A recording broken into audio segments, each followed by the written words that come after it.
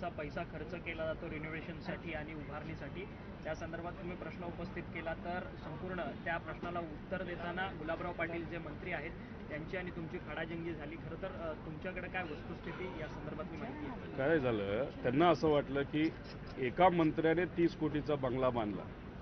मी तसं म्हणत नव्हतो. मी असं म्हणत होतो की 5 महिन्यापूर्वी हे जे सर्व मंत्री आहेत त्यांनी त्यांच्या शासकीय घरामध्ये मार्बल लावण्यासाठी, दरवाजे बदलण्यासाठी, काचा बदलण्यासाठी, अजून बरंच काय करण्यासाठी टोटल 30 कोटी रुपये खर्च हा शासनाच्या तिजोरीतून तिथं केला आणि याच्या पुढेही अजून 30 कोटी करण्याचा विचार हा त्यांचा चालू आहे. आम्ही त्याचा विरोध केला.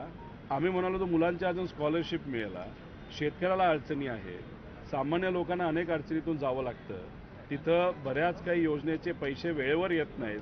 आधी त्याच्यावर पैसा टाका आणि मग जे बंगले तुम्ही वापरतच नाही त्या बंगल्यांवर तुम्ही नंतर खर्च करा, एवढीच विनंती करतो. आता पण त्यात काय झालं, कदाचित त्यांना ते लागलं असावं, त्यांना थोडंसं वाईट वाटलं. म्हणतात ना, खरं बोलल्यानंतर काही लोकांना वाईट वाटतं, असा तो एक प्रकार होता आणि त्यामुळे त्यांनी तो विरोध केला. त्याच्याचबरोबर 7,500 कोटी रुपये, जसं केंद्र सरकारचा जो एक पार्लमेंट आहे नवीन त्यासाठी 25,000 कोटी खर्च केला, तसाच आपल्या राज्यामध्ये 7,500 कोटी हे बंगले आणि मंत्रालया नवीन करण्यासाठी तो तिथं करण्याचा विचार हे सरकार करते. त्याचाही विरोध आम्ही केला. आम्ही म्हणतोय शेतीच्या पाण्याच्या योजना, हॉस्टेल्स, अजून काही मोठे प्रोजेक्ट्स त्याच्यावर जर खर्च केला तर जास्त योग्य ठरू शकतो. दादा, आज राम कदम यांनी एक आरोप केलाय की योगेश सावंत हे रोहित पवारांचे कोण आहेत, त्यांच्यासाठी ते फोन का करतात? योगेश सावंत हा आमच्या सगळ्यांचा कार्यकर्ता आहे. आदरणीय पवार साहेबांवर विश्वास ठेवून पुरोगामी विचाराला ताकद देत प्रतिगामी विचाराच्या विरोधात लढणारा हजारो कार्यकर्त्यांपैकी एक तो कार्यकर्ता आहे. मी त्याला ओळखतो. त्यांनी सांगत असताना चुकीची माहिती सांगितली. ते बोलत असताना देवेंद्र फडणवीस साहेबांना खुश करण्यासाठी खोटी माहिती ही विधिमंडळामध्ये मांडत होते. त्यांनी सांगितलं योगेश सावंतली असं तो बोलला. योगेश सावंत कुठेही बोलला नव्हता. एका छोट्या मीडिया चॅनलनी जो व्हिडिओ एका सामाजिक कार्यकर्त्याचा बनवला होता तो फक्त योगेश सावंतनी शेअर केला होता. शेअर करायला जे कलम असतात ते लावायला पाहिजे होते, पण ते सोडून सगळेच कलम तिथं या राज्य सरकारच्या मार्गदर्शनाखाली पोलिसांनी लावले. पोलिसांना आम्ही एवढंच म्हणत होतो, शहानिशा करा, योग्य असा निर्णय घ्या आणि त्यांनी फक्त शेअर केलेलं आहे. मग तुम्हाला जो योग्य निर्णय वाटतो तो तिथं तुम्ही घ्या, एवढंच आम्ही पोलिसांशी तिथं बोललो. आणि तो योगेश सावंत का, कुठल्याही कार्यकर्त्याला अडचण आली तरी आम्ही हेच करणार आहे. मीडियाच्या कुठल्याही व्यक्तीला अडचण आली तरी तुमच्या वतीने आम्ही बोलणारच आहोत ना.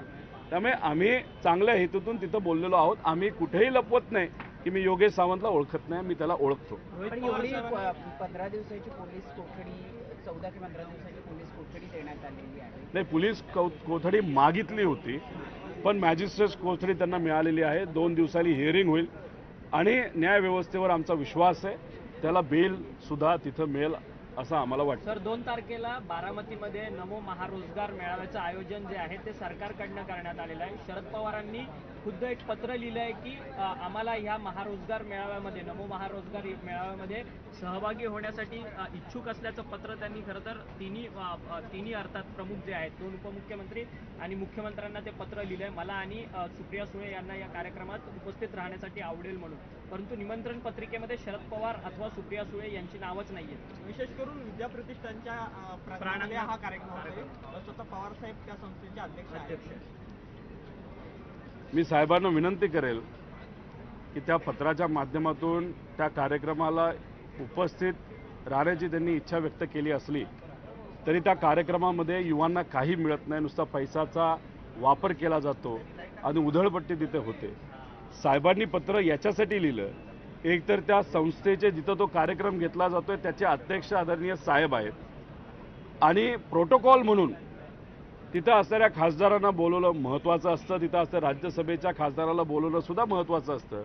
पण ह्या सरकारला प्रोटोकॉल कळत नाही हे साहेबांनी त्या पत्राच्या माध्यमातून दाखवलं असावं असं मला तरी वाटतं.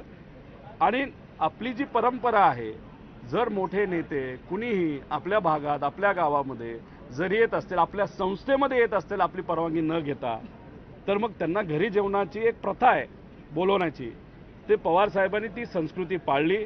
प्रथेप्रमाणे मुख्यमंत्री, दोन्ही उपमुख्यमंत्री ह्यांना आपल्या घरी जेवणासाठी त्यांनी बोलवलेलं आहे. म्हणजे बघा साहेबांचं मन किती मोठे आहे आणि या सरकारचं मन किती छोटे आहे, हेच या सर्व गोष्टींवरनं आपल्याला जाणवतं. सर, गेल्या काही दिवसांपासून पवार घराण्यामध्येच कुठेतरी वितुष्टता आलेली आहे. खरं तर ननंद भाऊजाईची बारामतीच्या लोकसभेमधली लढत असू द्या आणि अनेक कार्यक्रमांमध्ये शरद पवार आणि अजित पवार हे दोघे एकमेकांच्या समोरासमोर येत नाही आणि त्यातच आता शरद पवारांनी खुद्द दोन्ही उपमुख्यमंत्र्यांना जेवणाचं आमंत्रण जे आहे ते गोविंदबागेत दिलं. त्यामुळे अजित पवार जे उपमुख्यमंत्री आहेत ते गोविंदबागेत शरद पवारांना भेटणार आणि जेवणाचं निमंत्रण स्वीकारतील. हे बघा, कुठेही पवार कुटुंबामध्ये कटुता कुटुंबियांनी आणली असं नाही. कटुता आणण्याचा प्रयत्न हा भाजप नेहमी करत आहे आणि दुर्दैवाने जे 60 वर्षात जमलं नाही ते आपल्याच एका कुटुंबातल्या व्यक्तीला आपल्याकडे घेऊन सत्तेत समाविष्ट करून त्यांच्या माध्यमातून पवार विरुद्ध पवार करण्याचा प्रयत्न भाजप करत आहे. त्यामुळे भाजपला जे पाहिजे होतं ते या इलेक्शनमधून होईल अशी भीती आम्हा सगळ्यांना वाटते. पण बघूया अजितदादांच्या पक्षाकडनं कुठले उमेदवार हे दिले जातात त्यानंतरच आपल्याला याच्यावर स्पष्टपणे बोलता येईल. जेवणावळी ओढणार आहे त्यातून मन जुळतील का? जी मनं मन जुळतील आता का? जी मनं मन आता जुळतील का? दूर झालेली आहेत. मन जुळतील का? साहेबांनी बोलवले, आता मुख्यमंत्री उपमुख्यमंत्री काय करतात हे आपल्याला बघावं लागेल. आणि गेले तर नुकसान होणार नाही ना. ज्या पद्धतीने राज्य चालवलं जाते, साहेबांना अनुभव आहे. साहेब त्यांना त्यांच्या अनुभवाची मदत नक्कीच करतील की तुम्ही चुकीच्या दिशेने चाललेला आहात, योग्य दिशेला अशा पद्धतीने आपल्याला काम करावं लागेल. शेतकऱ्याचे मुद्दे मांडतील, युवांचे मुद्दे मांडतील, शहरी आणि ग्रामीण भागातले मुद्दे मांडतील. त्यामुळे यांच्यात धाडस आहे का ते मार्गदर्शन ऐकून घेण्याचं हे आपल्याला बघावं लागेल. पण परंपरेप्रमाणे जर जेवायला बोलावलं असेल तर सहसा ज्यांना बोलवले ते नाही म्हणत नाही, हे फक्त बघावं लागेल ते जातात का नाही. मन जुळतील का? पण त्यात मन जुळवण्यासाठी तिथं बोलवले का नाही बोलवलं हे मला तरी सांगता येणार नाही. साहेबांनी त्यांना बोलवले, पण आता परंपरा पाळत असताना मन जुळावी यासाठीच जेवायला बोलवलं जातं असं नसतं. फक्त एक फॉर्मॅलिटी असते, एक प्रथा असते, म्हणून कदाचित तिथं बोलवलं असावं. तुम्ही जाणार का? तुम्ही स्वतः उपस्थित राहणार? बारामतीचे नागरिक मी शोधत होतो पत्रामध्ये माझं नाव आहे का, नाही पण जेवायला मी तुम्ही जाणार. बारामती आणि पुणे जिल्ह्याचा लोकप्रतिनिधी नाही आहे. मी नगर जिल्ह्यातून निवडून आलेला कर्जत जामखेडचा प्रतिनिधी आहे आणि तिथूनच मला आमदार म्हणून नेहमी मला निवडून यायचं. तिथल्या लोकांनी मला लढायला शिकवलंय.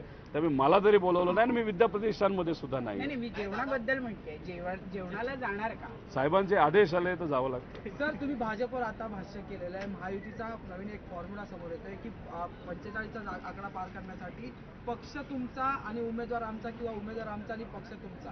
45चा आकडा करण्यासाठी कमळावर शिवसेना, धनुष्यबाणावर कमळाचा उमेदवार, अशी एकंदरीत स्वॅपिंगचा फॉर्म्युला बनवण्यात आलेला आहे. कसं बघता त्याचं? नाही, हा फॉर्म्युला 45 पार करण्यासाठी फॉर्म्युला नाही आहे. हा अजितदादांच्या पार्टीला, एकनाथ शिंदे साहेबांच्या पार्टीला, जे रिजनल पार्टी आहेत त्यांना संपवण्याचा फॉर्म्युला आहे. लोकसभेपासून सुरुवात झाली, विधानसभेला ते राहतील का नाही हाही प्रश्न आहे. त्यामुळे आम्ही जे सातत्याने अजितदादांना सांगत होतो, विनंती करत होतो की BJP नेहमी मित्रपक्षाला, एखाद्या लोकनेत्याला, जसं पंकजाताईंना सुद्धा संपवण्याचा प्रयत्न झाला, मोठ्या मुंडे साहेबांना तिथं राजकीय दृष्टिकोनातून अडचणीत आणण्यासाठी भाजपच्या अनेक नेत्यांनी प्रयत्न केले. फुंडकर साहेबांचं तसंच कुठंतरी होत होतं, खडसे साहेबांचं तेच झालं आणि मेजॉरिटी OBC नेते आहेत. तर मग हे नेहमी भाजपली हेच तिथं केलेलं आहे. आता सुद्धा तेच करणार आहे आणि आम्ही जे बोलतोय ते आता होताना आपल्या सर्वांना बघायला मिळतंय. सर, तुम्ही OBCचाही मुद्दा उपस्थित केलेला आहे. मराठा आरक्षणासाठी आता 50% मर्यादा वाढवण्यासाठी जरांगे आता दिल्लीत केंद्रात जाणार अशी चर्चा जी आहे ती त्यांनी स्वतः म्हटली या संदर्भात. याला योग्य दिशा म्हणतात. आम्ही पूर्वीपासून हेच म्हणत होतो की आपल्याला केंद्र सरकारकडे जावं लागेल. केंद्र सरकारने ज्या पद्धतीने 10% अतिरिक्त 50%च्या पुढे EWS कोटा हा दिला होता, घटना दुरुस्ती करून मराठा समाजाला न्याय देणारं आरक्षण 10% ते बसत नाही आणि 50%च्या पुढे गेल्याशिवाय आपल्याला देता येणार नाही. ते जर द्यायचं असेल, धनगर समाजाला न्याय वेगळा द्यायचा असेल, त्याच्याचबरोबर आपण जर बघितलं मुस्लिम समाज आणि लिंगायत समाज या सगळ्यांना जर द्यायचं असेल दिल्लीला जावंच लागेल. पण राज्य सरकारमध्ये भाजपचे नेते आणि मित्रपक्षाच्या नेत्यांकडे एवढं सुद्धा धाडस नाही मोदी साहेबांना जाऊन भेटायला.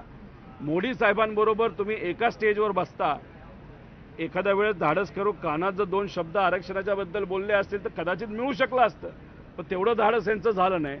दिल्लीला गेल्याशिवाय आरक्षणाचा मुद्दा, तो सुद्धा कोर्टात टिकणारा आरक्षण, हा सुटू शकत नाही. त्यामुळे केंद्राकडे जाणं हेच योग्य दिशा आहे. सर्व समाजामध्ये, जाती धर्मामध्ये सलोखा ठेवणं ही आपली परंपरा आहे. पण बीजेपी हेच करते, 2 समाजामध्ये वाद निर्माण करायचा. 2019ला लोकसभेच्या आधी दुर्दैवाने कोरेगाव भीमा झालं, 2 समाजामध्ये वाद झाला, अप्रत्यक्ष प्रत्यक्षपणे भाजपला त्याचा लोकसभेत फायदा झाला. आता लोकसभा आली आणि त्याच्यात ओबीसी विरुद्ध मराठा करण्याचा प्रयत्न केला जातोय. त्यामुळे सर्व समाजाच्या लोकांना मला सांगायचं, हाताला काम आणि पोटाला अन्न हे आपल्या सर्वांसाठी जास्त महत्त्वाचं आहे. आणि जातीवाद धर्मवाद करणारे हे भाजपचे जे नेते आहेत त्यांना फक्त स्वतःचं पडलंय, सत्तेचं पडलंय. त्यामुळे कृपा करून आपण तरी या बाबतीत विचार करावा आणि येणारं इलेक्शन हे जातीवादावर न करता विकासावर व्हावं, लोकांच्या हितासाठी व्हावं, अशी विनंती इथं सर्वांनाच करतो, सगळ्या नेत्यांना सुद्धा आणि लोकांना सुद्धा करतो. दादा एक प्रश्न आहे. निलेश लंके आणि खासदार अमोल कोल्हे बालपणापासून आमची माहिती आहे की मन वळवण्याचा प्रयत्न करतोय निलेश लंकेंकडून. कोणाची बाल खासदार अमोल कोल्हे आणि निलेश लंके. मला माहीत नाही, आत्ताच मला कळालं. बऱ्याच लोकांच्या लहानपणीपासूनच्या ओळखी आहेत. आमचं पण बऱ्याच मोठ्या नेत्यांबरोबर फार रक्ताचं नातं आहे. त्यामुळे रक्ताच्या नातामध्येच जर काय भाजप अडचण आणत असेल तर लहानपणीच्या मैत्रीचं काय